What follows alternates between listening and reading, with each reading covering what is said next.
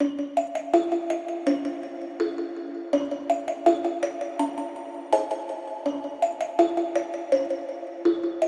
Christy. And I'm Kathy.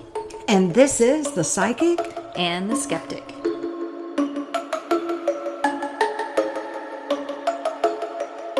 Welcome back to The Psychic and the Skeptic. And on this episode, we're going to talk about the death experience. And on a previous episode, we discussed the near-death experience. So this is something completely different. So on to this episode. The death experience, this is different than the near-death experience. How would you say? The death experience itself is going to be when someone's body physically dies. But it's the things that they see before they die, those things that they report. Right. And I'll tell you, back in 2019, my dad was diagnosed with stage 4 pancreatic cancer. Now, he had heard a couple of years prior to that, but they couldn't figure out what it was. So finally, he did have a really bad episode where he got sick. They rushed him to the emergency room. They did some further testing, and that's when they told him that he had the stage 4 pancreatic cancer. Now, 6 weeks later, my dad passed away. So it took him very, very quick. He did do a couple of rounds of chemo. Very emotional time for my family, of course, losing him. But I'll never forget the day that he was in the hospital. One of my sisters is a registered nurse. She does a lot with oncology. And so she was there with my dad. We had come in one night. We told my dad that we loved him. We were visiting. We said, Dad, we know you're tired. We'll come back tomorrow. Well, there wasn't tomorrow. And my sister called us about 6 o'clock in the morning and said, hey, you need to get up here. It's close. So one of those things that's always made me very interested with nurses is, how do nurses know when a person's about to die? So I would like to talk about that. We're also going to talk about some of the emotional and psychological experiences. Tell us a little bit more about what you saw with your dad. Well, it wasn't me that saw it. It was my sister, right, the one okay. That's the nurse. But while we were hurrying up and getting ready to come up to the hospital, my dad passed away, which I was very upset that I wasn't able to be there for him to see that. But my sister reported an amazing experience and said that my dad, she told him, Daddy, if you need to go be with Jesus, you can. It's okay. And she said my dad started to cry, and he was laying there in bed when suddenly he sat straight up in bed, and his eyes were just looking forward, like just fixated on something in front of him. And he raised both of his arms straight up, like he was reaching out to whoever this was that he was seeing. And then she said this calmness and this peace just came over him, and he fell back into his bed and died. So my dad saw someone or something, and he reached out to it. Was it a loved one? Was it Jesus? Was it angels? I don't know, but I do believe that at that moment, whatever it was that he saw and he reached out for, I believe that's when his soul left his body and he went to the other side. I do believe that he went to be in heaven or whatever realm. I do believe he passed away when his soul left. And from that point is when his physical body started shutting down. My sister reported starting to see the monitors change. Right. Mm-hmm. You know, and like that physiological death. Mm-hmm. So I will never forget that. And I started doing some reading into this death experience and how the physical body, what transitions. Happens. Yes. Right. Yes. Right. And I know you're a nurse, so I can't wait to hear what you have to say about that. Right. And I've had some experience with that as my time as an adult nurse. But before that, something we usually hear from family members, and that I've heard from family members as a nurse, is that regret and not being there at that moment. And I think sometimes if you're a spiritual person, or even you don't even have to be spiritual or religious to kind of see it this way, but perhaps your sister being a nurse was the right person to be there at the time. Yes, that's what she said. To witness that and that I'm not sure my family members and other people's family members may not want some of us to witness that. It might just be too hard for us. The timing is the way it is intentionally, whether that's by God, religion, or whatever, fate. You hear all the time about these people having these experiences, and like my sister said, I'm really glad that you guys didn't have to be here. And I'm like, why? That would have been such an amazing experience to see. But when we're dealing with grief, it might be hard in that moment. Right. We imagine how we might react in that moment. Or maybe it's just the person who wants that to be a private event for them, or maybe one other person. Right. And it's not favoritism. It just might be she's experienced this before and can recognize these cues that she's talking about. Yes. And she said, I know my sister. I know my sister would not have lied about that. Yeah, my sister's name was Regina, and she would not have lied about something like that. Yeah, of course. And with my dad, it's almost like I could just picture this in my mind with what happened to him. Now, my aunt, this happened in 1997 or 1998. This is something that I did personally witness. So my aunt had breast cancer. She had been battling it for years. She would go into remission. And then one day after a long remission, she started noticing these bumps coming back up. And she had already had her left breast removed, and that's what got her into remission. Well, then these bumps started coming up on her body, and she went back in, come to find out the cancer was back.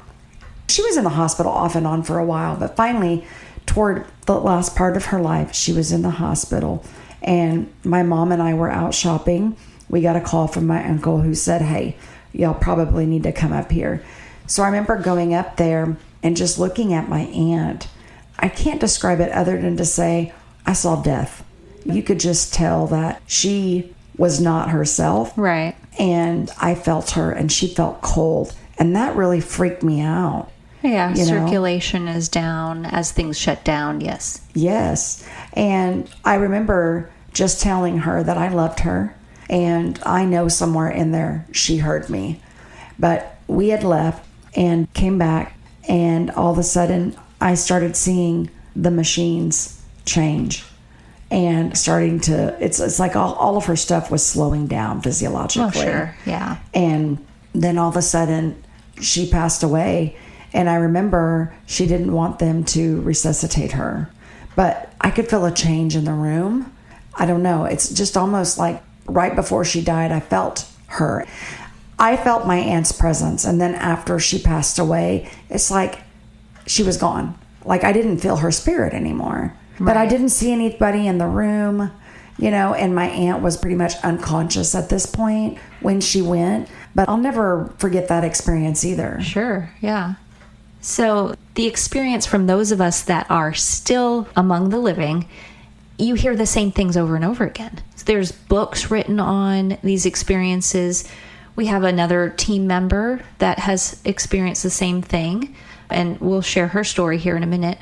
And hospice nurses, there's one that's popular on TikTok and on YouTube that's sharing the very similar symptoms, like the reaching out and the calling of a name and the vivid description of what or who they're seeing as they do this reaching. Right. And there was this book that I just read, and I would like to read her experience out of this book, but she does have her own podcast. I haven't checked it out yet, but it's Death by Design podcast. That's the name of it.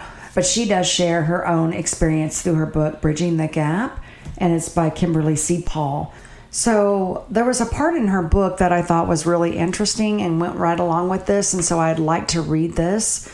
She says, I had made it in time. Aunt Doris lay in the bed with labored breathing as the machines beeped around her. She was surrounded by nurses coming in and out of the room, but she was also enveloped by the people she loved and those who loved her. When I approached her bed, I grabbed her hand, kissed her forehead, and whispered, I'm here. Everything is going to be okay. I'm here. There I sat in the middle of the ICU hospital room at one of the largest hospitals in Raleigh. I heard the beeps and noticed the nursing staff rush in and out of the room, but the most important thing I saw was 7 individuals crowded in that room who stopped their worlds to rush to Aunt Doris's bedside. The beeps indicated a decline in blood pressure and heart rate. They would get faster as Aunt Doris's vital signs dropped. I hated the beeps. Just when I wanted to tell the staff to turn off the machines, I felt something like a breeze. It was almost as if someone had taken a piece of paper and fanned me. I looked around the room to see if anyone else had noticed it. Still at the foot of the bed, I felt a slight breeze again.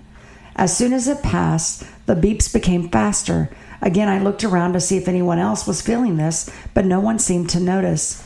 The beeps became faster and I felt another breeze. My Aunt Doris suddenly sat up in bed, reached her hand out as if to grab something, and took her last breath. As her body slowly relaxed into the bed, her arm fell to the side. A reverent silence came over the room. The breeze was gone. A doctor came in, listened to her heart, and confirmed she is no longer with us. And just like that, my Aunt Doris was gone. Several of my family members were laying on her. Some were holding her hands, while others were telling her they loved her when something occurred to me. I looked at each person within the room. They had raced from work, left things undone, and dropped everything to be with Aunt Doris. They didn't race to her side because she was dying. They raced to her side because of how she had lived. There I sat in an ICU hospital room, watching one of the most important people in my life leave this world. It was horrible, but yet it was beautiful.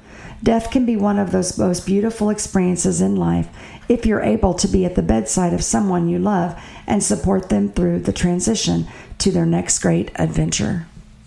So, my thoughts on all of this is nurses who are experienced with physical bodies, and like hospice nurses even, like they know all the signs when a body is shutting down, when a body is dying. But those of us who are not in the medical field, we don't.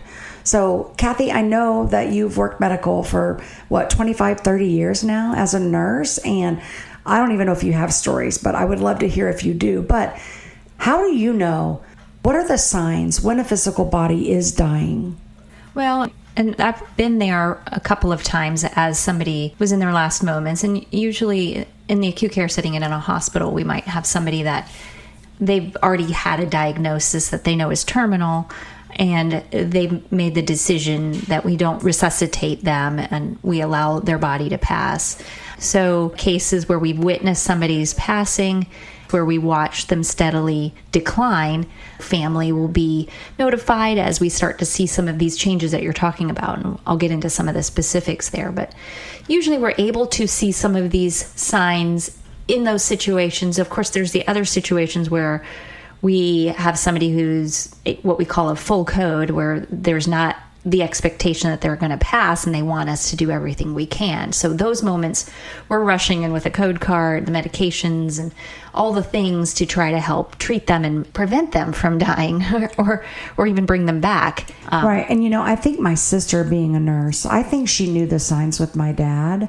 And maybe that's why she just had us go home. And she was there to monitor him before he passed. And then she just knew, I better call the family, get him up here. Sure. And most of at least my more recent experiences of the last 20 years, and yes, I've been in nursing 25 as an RN, but I did spend a good 5 years as a nurse's aide. So I've had some time. I know. I have some time where as a tech, I've done postmortem care after a patient of mine has passed. And I used to be an oncology nurse once I entered my career. I didn't know that you worked oncology. I did for about four or 5 years in the Air Force. It was an oncology unit. And we also had a pediatric side too. So I did pediatric oncology, and my my background is pretty wide. But what I was getting at there is that we don't always get that big of a heads up. You can watch somebody's decline and you can see changes and you think now's the moment, right? And other people out there who are listening who've experienced a family member with some kind of terminal illness might know, is today the day? And then everybody's ready and they're at the bedside and then they're still with us and they go home for the night and hopes the nurses will call overnight if anything changes, and things don't change or they improve.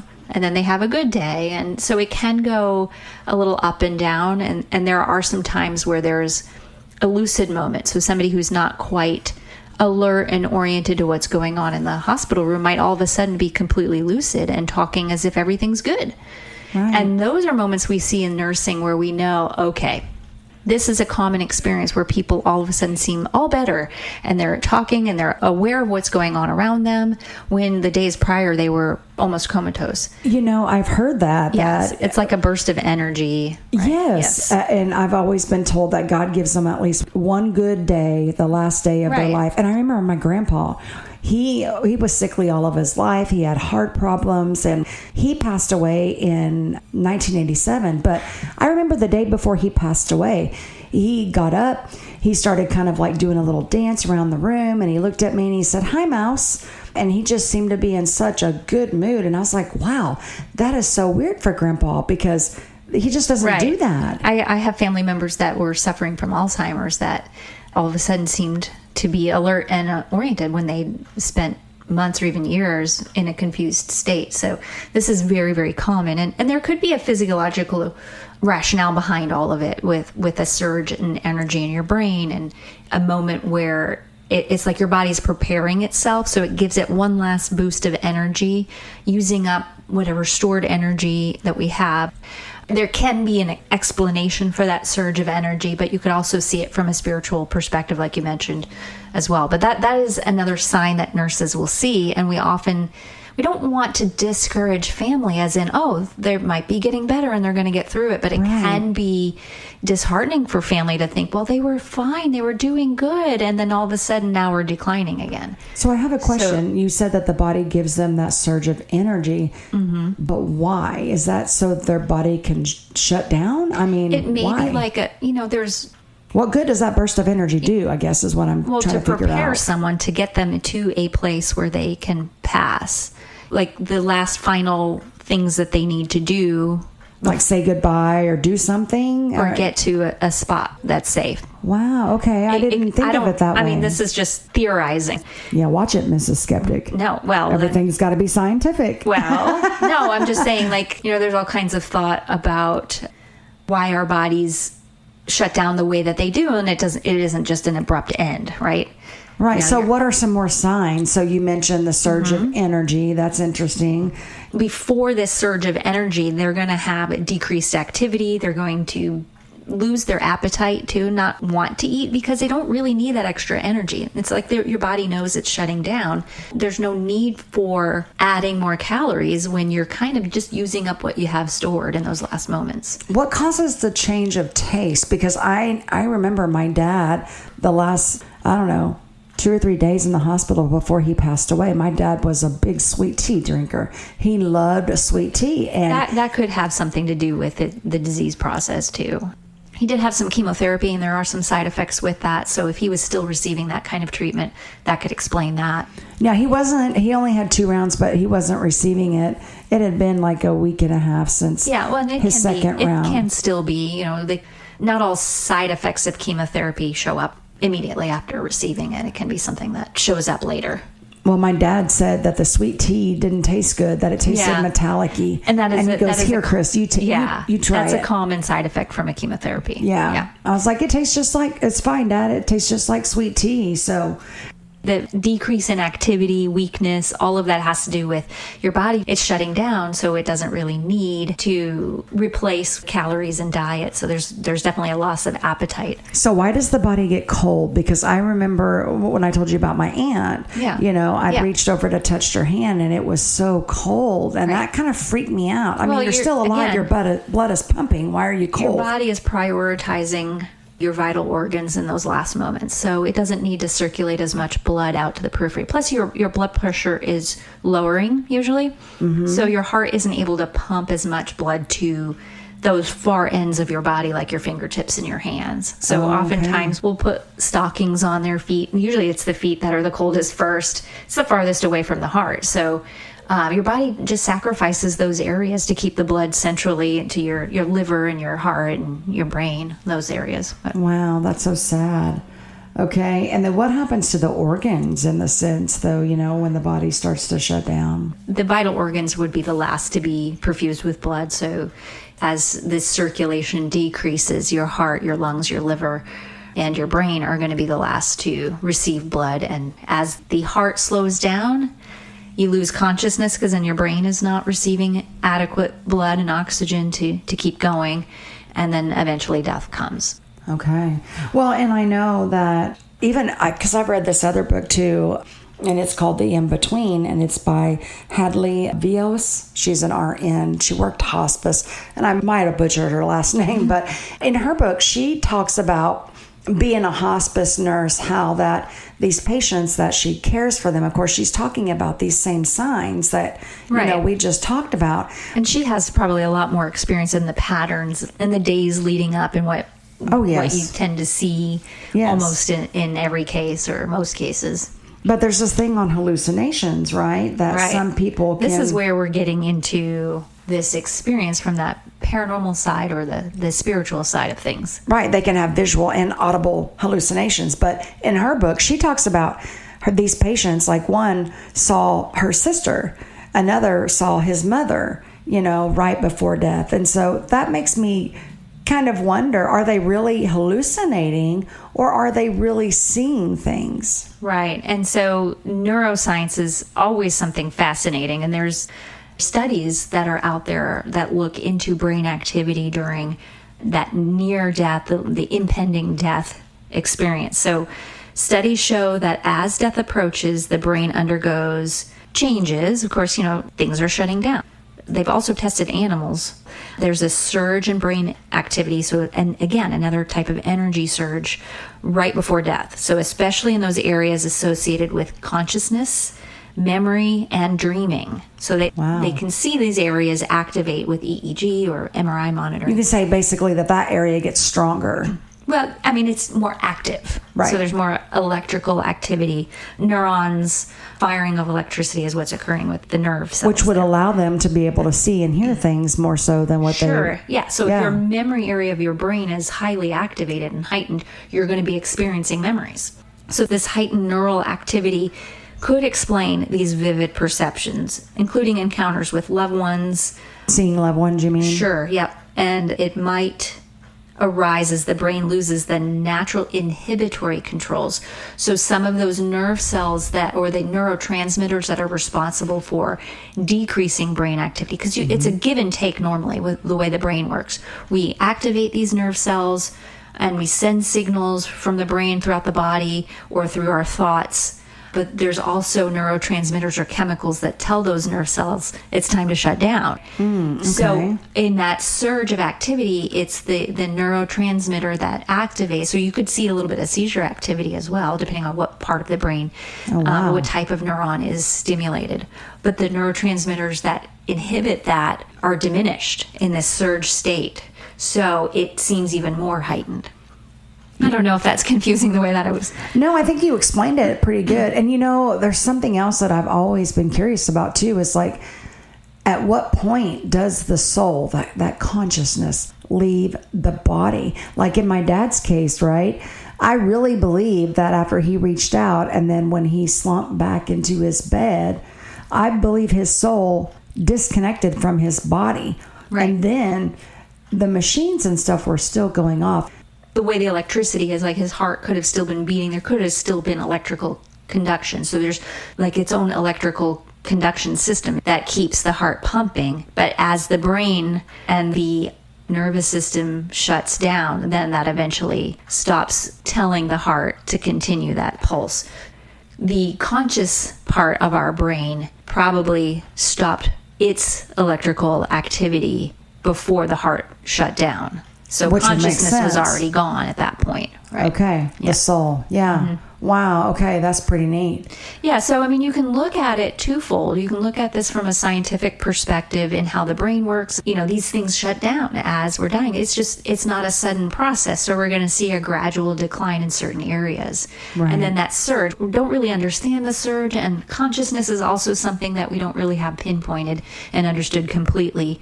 I've seen some videos out there of animals, because you mentioned they did studies on animals. I've seen some videos out there where it shows an animal at death caught on video. You could see like this white light coming up out of the body and leaving the body. I've heard about those too. I think that there's a lot of edited videos out there that people want that to be a thing. You don't think we could capture that? No, I don't think so. Why not? Because that's energy. That's not going to show up in a light spectrum. It has to be in that certain wave field. You know me with video. Well, video and photographs, but how is it that some people are able to capture that stuff? Well, the likelihood that somebody can edit a video to, quote, make it appear they've captured something is higher than actually capturing something. Well, I'm just saying they look pretty convincing. There's a lot of hoax videos out there, too. Well, sure. Yeah.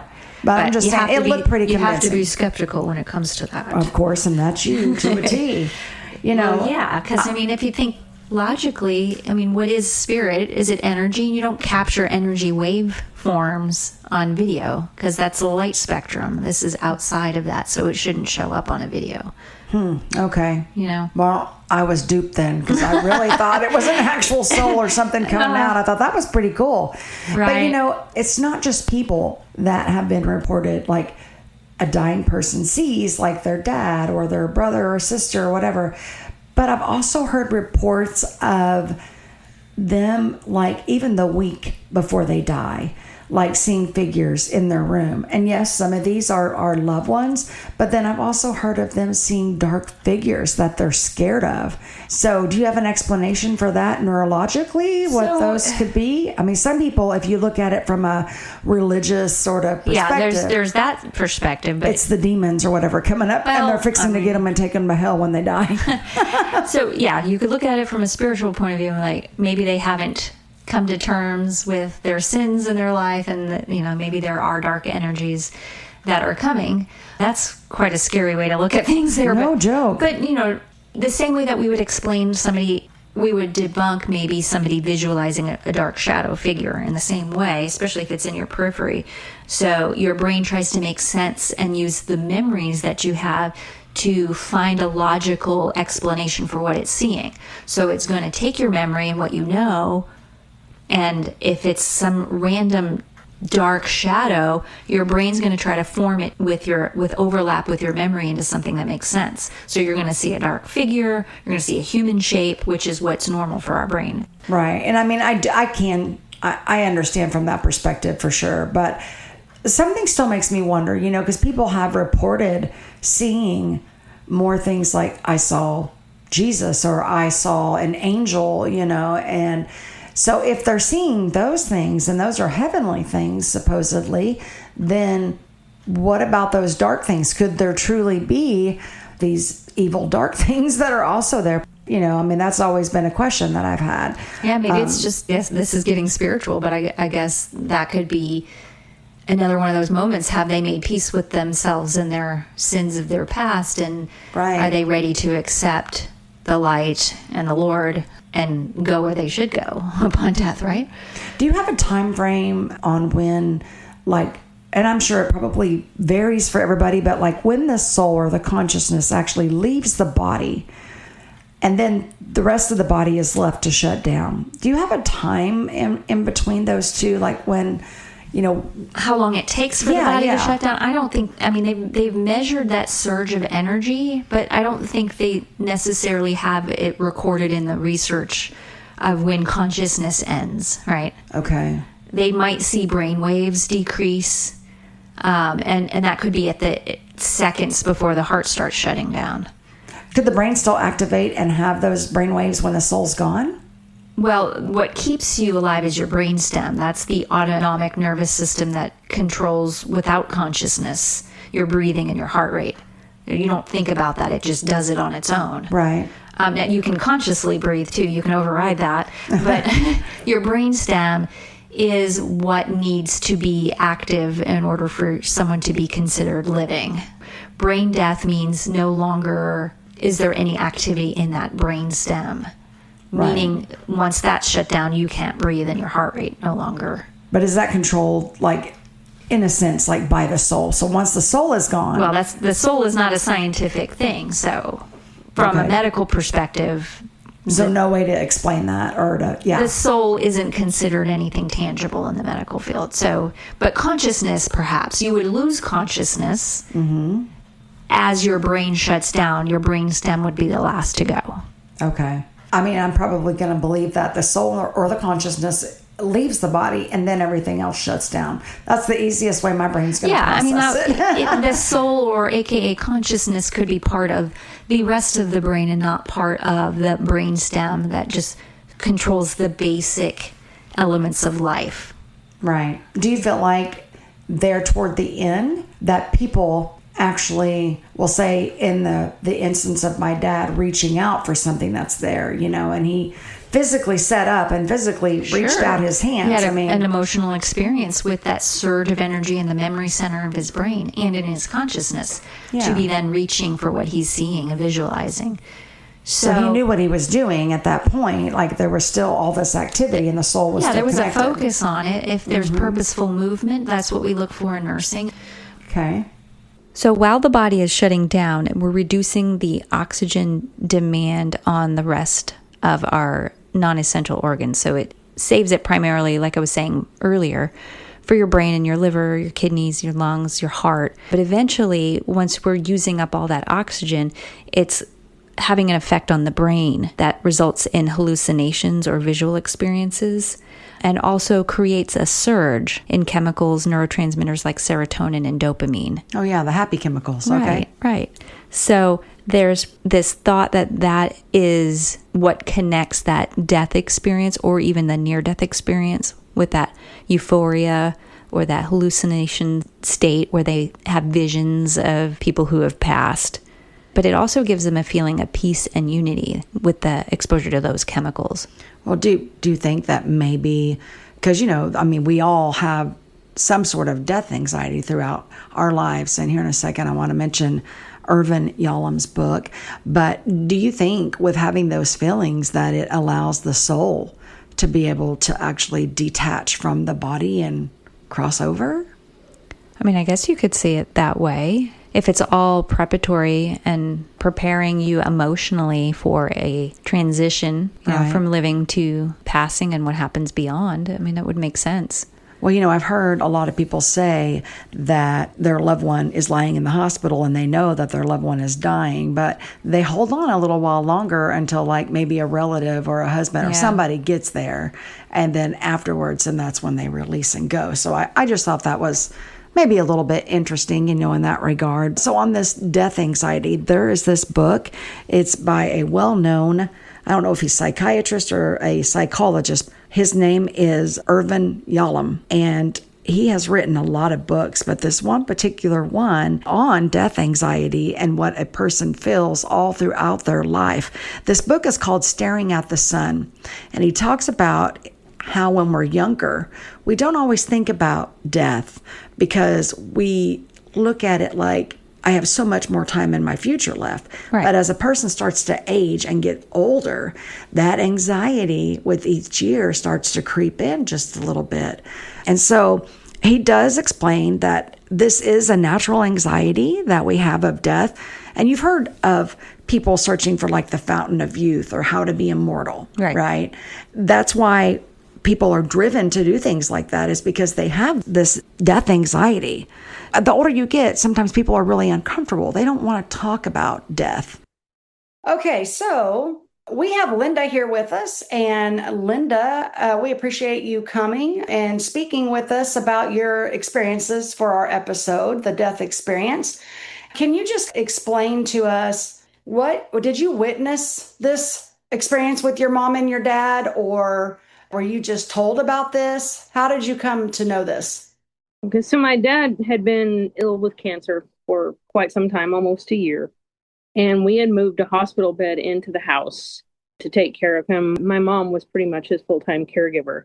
And he said he didn't want to die alone in some hospital. So he had been in that bed for, as memory serves me, I think 2 to 3 months we'd had that there. And at this point, he was very weak. He was in a lot of pain. He didn't talk a whole lot because he was just not strong enough to do it. And the night that he died, he started reaching up, like he was sort of reaching up toward like the top corner of the room. And he kept looking in that same spot And then he started talking and he started saying, I'm ready, I'm ready, I'm ready. And my mom was completely baffled. And she said, who are you talking to? What do you keep reaching for? And just all the clarity in the world, he turned and looked her right in the eye and he said, well, I'm talking to Jesus. He's standing right there in the room. Don't you see him? Just so matter of fact, like he was almost indignant about the fact that she didn't see what he was seeing. Wow. And so was this only the last day before Yeah. he passed? Uh-huh. Yeah. Times I don't remember very well, but I believe this was around 11 p.m. at night, and he died about sometime between 2 and 4 o'clock that morning. Okay. So he's reaching up and he tells your mom, and then your mom is baffled. Then what happens next? He just kept repeating that to her over and over and over. And of course, she wasn't seeing what he was. But that entire night, probably for about an hour, hour and a half, he just kept talking about it and kept looking in that same spot and kept saying, I'm ready. And he was holding his hand out like he was, like you would grab for somebody else's hand. And Wow. finally, I won't say fell asleep, it's more like he fell unconscious. And then he passed away shortly thereafter. And my Oh, mom, I think, both comforted and freaked out because I think she got it pretty quickly what that meant. It probably meant she was going to lose him, which obviously she didn't want that. right. Were you in there whenever your dad passed away or experienced this, or is this just something that your mom told you? No, I was at the house in the room when it happened. Wow. Okay. So did you guys feel anything like you and your mom? I mean, obviously you didn't see anything, but did you feel like anything in the room, like a different energy or anything like that? I don't know if she did or not. She never said. I was a kid, so I was just kind of overwhelmed by the entire thing. I think my focus was that I was going to lose my dad. Sure. How old were you? Um, I was younger than 5. Oh, wow. So you were really little. Yeah, yeah. He died when I was young. Oh, Yeah, wow. Well, I it's am sorry for your loss, but I do appreciate you sharing that about your dad. And then I think you had mentioned your mom had a personal experience as well. Can you share that with us? so this was not something I saw. And I think I might have mentioned it in there. It was the day she died, and we're in the hospital, and I'm sitting there holding her hand. They've already told me there's nothing they can do. We're basically just waiting for it to happen. And so, of course, I'm not gonna see anything, even if something walked right up and smacked me in the face, because I'm overwhelmed with grief. How But old were you about this time? I was in 2017, so I was 40, I think. Okay. But my best friend was sitting there with me, and she was adamant that she saw my dad walk in that room, take my mother's hand, and that they walked off together. And I said, so what happened after that? She said they just walked out the door and then kind of disappeared. Wow. So did your mom, before she passed away, did your mom, say anything about seeing your dad, or was she reaching toward him or anything like that? She wasn't able to do anything. She died from an aneurysm, and she had Oh, lost blood, that she was basically brain dead. And pardon me, that's hard to say out loud. I understand. Take your time. Yeah, I clearly haven't talked about it a lot. Right. Well, grief is hard to talk about, when you lose someone that you love. Yeah, it's very difficult even still. In the days leading up, it was 3 days before this happened. And I remember this so clearly because her behavior was completely different for 3 days before she died. Can you Not, describe? she was very tender and very kind and loving, almost like it reminded me of how she acted when I was a child. And she'd been through quite a bit in her life, and she wasn't that way for the last several years of her life. I mean, she wasn't mean or anything. I don't mean that, but she just wasn't as tender. And I remember just being kind of awestruck by it. And I remember her talking about my dad so much. Like she always missed him. Sure. Those days, I very vividly remember her talking about him and about how much she missed him. the 3 days leading up, she talked about him a great deal, like more than usual, far more than usual. And the day before she passed away, she just burst into tears. I mean, just sobbing, unconsolable. And I'm trying to figure out what's wrong. And it took probably about 5 minutes of me trying to talk to her. She was crying so hard she couldn't even talk. Finally, just looked at me and she said, I miss him. I want to be with him. Oh, And I remember, consoling her. And when I had her calm down, I walked to the back of the house and closed the door. And I remember just crying my eyes out because in that moment, it just hit me that she's probably very much ready to go. right. And yeah, the next day we get up, everything seemed normal. We had coffee together and she went to one part of the house and I went to the other and she collapsed and that was they couldn't save her. Wow. And so your best friend is there. And was your best friend like a believer in the afterlife or not? I think so. We've talked about it some. I think she's open to it. I don't know that it's something she's comfortable with entirely, but I do remember just looking over at her one time and wondering what she was watching out that door. And it was probably about a week later that she told me what she saw. And, I mean, I tend to be skeptical, but I can't think of a single reason why she would lie to me about that. And all these years later, she still maintains that that was what she saw. Now, Wow. did she like she saw, or does she have like a psychic ability? Did she see it with like in her mind's eye, or she straight I'm up? sure she has a psychic ability that I'm aware of. I would say, she doesn't that I'm aware of. I did ask her that question, and she said she saw it with the naked eye. Okay, because that was what I hear people say. I saw them grab hands, and I don't know how to perceive that. If that's just like how confusing that would be if you saw it with your physical eye, weren't aware of any kind of psychic or third eye type ability to Mhm. sense this versus see it with your eyes. So Yeah, yeah, I was just trying to understand how that yeah, played out. Has that she was. had any other encounters in the past of seeing spirits, or was this like her first time? I don't know. She gets she acts uncomfortable when I bring that stuff up. That's pretty much the only time she's ever really mentioned anything specific to me. And anytime I've ever brought anything up, some people are just uncomfortable with paranormal. She seems like she just doesn't want to talk about it. Sure. So at the time when your mom passed, did you or your best friend report feeling a change in the environment, like, like with energy, so to speak? She said the room felt very calm and tingly. I was so overcome with grief, I didn't notice anything except that I was losing my mother. Right. Okay. And so just for clarity, the behavior change you saw, obviously this, I don't know if listeners understand an aneurysm, and so that's usually a sudden event. So this was before the event had occurred that she had the change in behavior and the emotion about your dad. Yes, it was all before the aneurysm was sudden. It didn't have anything to do with her behavior changes or anything. It was just almost like we stepped back into an earlier time. Yeah. Wow.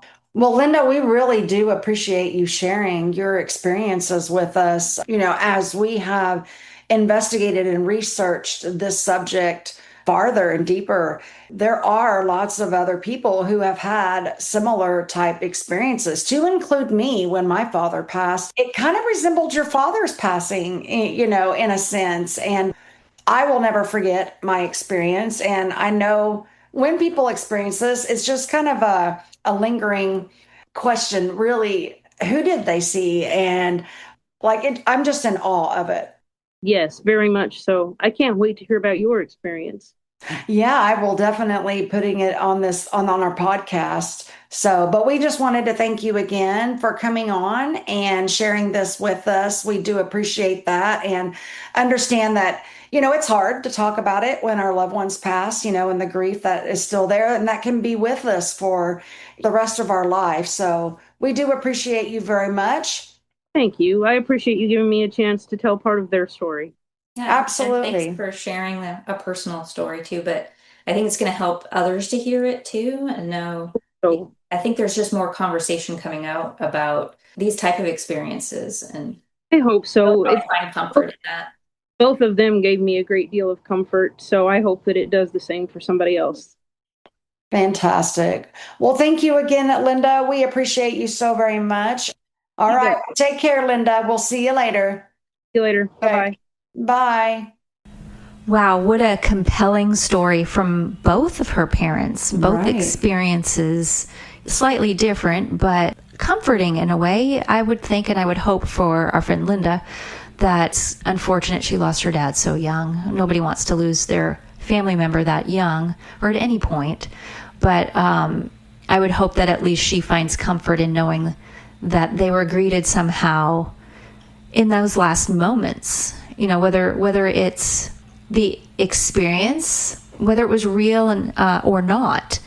If you want to look at it from that skeptic point of view, it's still comforting to know that they were comforted either by actual family members who've passed, who have come to greet them, or whether the neurotransmitters in their body made them feel a little euphoria right before that very moment. Yeah, right? Wouldn't we all want to go that way? And I hope she and others who have experienced this and are listening find comfort in the topic for today, because I know it is a tough topic to talk to. And I know we're getting into spooky season, so we wanted to talk about the death experience. But I found this discussion very uplifting in a way, because you mentioned that most of us have that fear of death. And maybe this gives hope to people that there can be comfort in those last moments. Yeah, I mean, I can't personally myself think that, all right, once we die, that's just it. There's nothing more. I mean, and just for my dad my dad. Okay, I know with him, just hearing what my sister said about him just reaching up, like fixated on something that he saw and just reaching out to it and then dying, that gave me comfort, because I knew that my dad had experienced something great. He wasn't scared of it. Right. He was reaching out for it. So that gave me comfort to know that, hey, he made it okay to the other side and he was at peace. Right. And that helps you as the grieving family member to continue on, because very much. Yes. And that's important too. And that's a gift that some of our loved ones could potentially leave for us. Right. And, you know, something that I got to thinking about with Linda's, her dad passing, she said that he saw Jesus. When the mom asked, hey, what are you seeing? He says, I see Jesus. And I'm just kind of wondering, do you think that who people see, because I know you were talking about the memory thing, do you think that who people see might be influenced by any, religious or cultural factors? Absolutely. So these visions can be explained from a natural sense, but when we're tapping into memory and consciousness, what are our beliefs in our core and in our culture? Of course, you would think that would overlap in how you perceive those type of events at the end of your life, what your beliefs are. So perhaps that influences it. And you can explain that from a neurotransmitter point of view and memory, or in a spiritual way. I mean, it can be explained in both manners, but yes, absolutely. So neuroscience points to a combination of normal brain mechanisms, emotional processes, and physiological reactions that underline these profound final experiences one way or the other. And you can throw spiritual in there as well. Wow. So I mean, this topic is just a lot to take in. Yes, it's deep. It is. It's probably our deepest topic. Yes, I mean it's really I don't know. It just makes you think, what really happens after we die. Right. So if you found this topic interesting, or you have your own experience of a family member transitioning in this death experience, feel free to write into us and let us know your story. We may feature you on a future podcast. Yeah. Our email is psychicandskeptic, all spelled out, @gmail.com. And we look forward to reading your stories. So you can find us wherever you enjoy your podcasts. And thank you for listening. Because the paranormal is the normal. Not yet understood.